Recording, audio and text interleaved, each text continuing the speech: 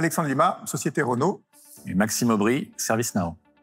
On va vous parler aujourd'hui d'IA générative et finalement, quels sont les cas d'usage vis-à-vis de la supply chain. On a fait une enquête avec le lab de France Supply Chain via les réseaux LinkedIn et finalement, l'idée c'était de savoir comment est-ce qu'on pouvait utiliser l'IA générative et surtout pourquoi faire. Finalement, on a trois choses qui ressortent dans pourquoi faire. La première, c'est des gains de productivité avec l'IA générative, donc faire plus. La deuxième, c'est finalement approfondir, faire mieux. Et puis, la troisième façon d'utiliser l'IA générative, c'est de se dire on peut faire différemment. Et donc, c'est ce qu'on retrouve en fait dans les études que vous pouvez consulter sur notre site au travers des trois couleurs que vous voyez ici.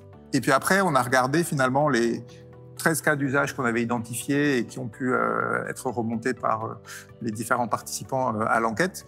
Et ce qu'on voit, c'est que il y a des fortes attentes aujourd'hui sur, par exemple, comment est-ce qu'on peut interroger nos systèmes de planification. Donc là, on est typiquement dans des sujets vraiment supply chain.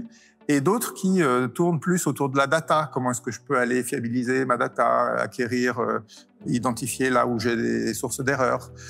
Comment est-ce que je peux faire un compte rendu. Donc là, on est plutôt sur des thématiques pas forcément liées à la supply chain.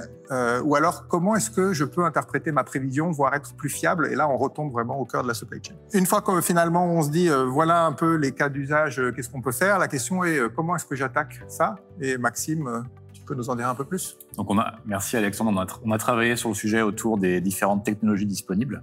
Et pour arriver à faire ça, on les a regroupées en trois axes différents. Il y a un premier axe qu'on a mis public ici. C'est celui que vous connaissez tous au travers des technos type ChatGPT. Par contre, ça veut dire que c'est un modèle public qui est ouvert. Vous ne maîtrisez pas la donnée qui a servi à gérer l'entraînement et vous ne maîtrisez pas ce qui se passe une fois que vous communiquez la donnée. Donc ça, on voit bien que ça ne pourra pas être un axe qui sera utilisé pour le développement du use case dans la supply, mais c'est à avoir en tête parce que vos employés dans vos organisations vont l'utiliser pour leurs besoins personnels, peut-être pro. Donc, il y aura des sujets de garde-fous à avoir autour de ces technos, au moins de les connaître. Maintenant, si on regarde les deux autres axes, que ce soit la partie modèle SaaS privé ou éditeur, là, vous êtes dans des environnements qui vous sont propres. Vous avez une maîtrise de la donnée qui est manipulée.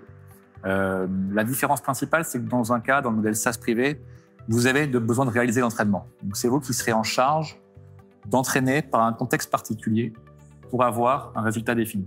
Ce qui veut dire forcément d'avoir les ressources nécessaires, les profils pour arriver à cet entraînement. Quand le modèle éditeur vous permettra par contre de gagner en rapidité parce que le modèle est déjà pré-entraîné et l'éditeur va vous amener cet entraînement final. Bon, ce qu'on verra et ce qu'on voit déjà, c'est des modes hybrides où les entreprises vont s'appuyer sur ces deux modèles, ces deux types de techno pour arriver à construire leur use case. Et maintenant, en conclusion, la question, c'est de se dire comment on y va. Et comme n'importe quel projet, l'idée, ça va être avant tout de tester, avant tout de se faire un avis en mode pilote sur un certain nombre de technos, de comparer les différentes technos pour arriver à comprendre celles qui fonctionnent en fonction des cas d'usage. Et après, une fois qu'on a validé un schéma, qu'on a validé un premier cas d'usage, on va pouvoir passer à l'échelle, on va pouvoir augmenter le nombre de cas. Et un dernier point d'attention, compte tenu de la rapidité d'évolution, il faut toujours avoir ce sujet en tête, de se tenir au courant, de voir les nouveautés pour pouvoir tirer au maximum parti de cette nouvelle technologie. Donc, testez, parce que si vous ne le testez pas, de toute façon, vos collaborateurs y iront. Identifiez les use cases et revenez vers nous pour qu'on puisse échanger et enrichir effectivement tout le travail qui a démarré. Merci. Merci à tous.